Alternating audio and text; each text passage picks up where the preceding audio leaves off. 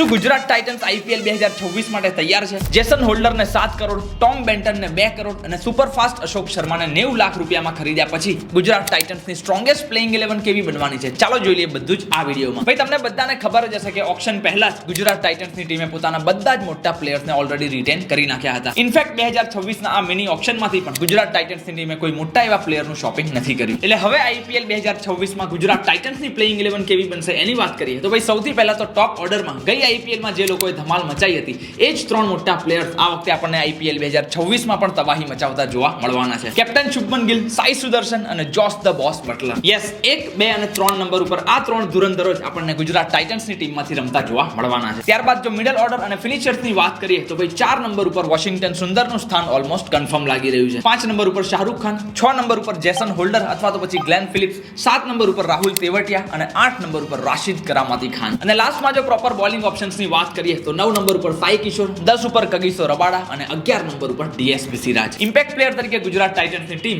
પ્રસિદ્ધ કૃષ્ણા અથવા તો પછી નવા લીધેલા અશોક શર્માને પણ સિચ્યુએશન પ્રમાણે યુઝ કરી શકે છે. એટલે 4 ઓવરસીઝ પ્લેયર્સ કયા રમવાના છે પ્લેઇંગ 11માં એની વાત કરીએ તો Jos Buttler, Rashid Khan, Jason holder અને કગીસો રબાડા. આ 4 પ્લેયર્સ મોટા ભાગે આપણને દરેક મેચમાં પ્લેઇંગ 11માં રમતા જોવા મળે તેવું મને પર્સનલી લાગી રહ્યું છે. જો ગ્લેન ફિલિપ્સને પણ પ્લેઇંગ 11માં રમાડવા હશે તો પછી કગીસો રબાડાને બહાર બેસાડવા પડશે. મિડલ ઓર્ડરમાં હજુ પણ આઈ ફીલ કે એકાદ જો સારો હિટર આવી ગયો તો હજુ કદાચ વધારે ટીમ સ્ટ્રોંગ બની શકતી હતી. તમારું શું કેવું છે આ બાબતે એ પણ ખાસ શેર કરજો. બાકી આઈપીએલ ને લગતા આવા જ વિડીયો આપણી ગુજરાતી ભાષામાં જોવા માટે અત્યારે જ આ પેજને ફોલો કરી નાખજો.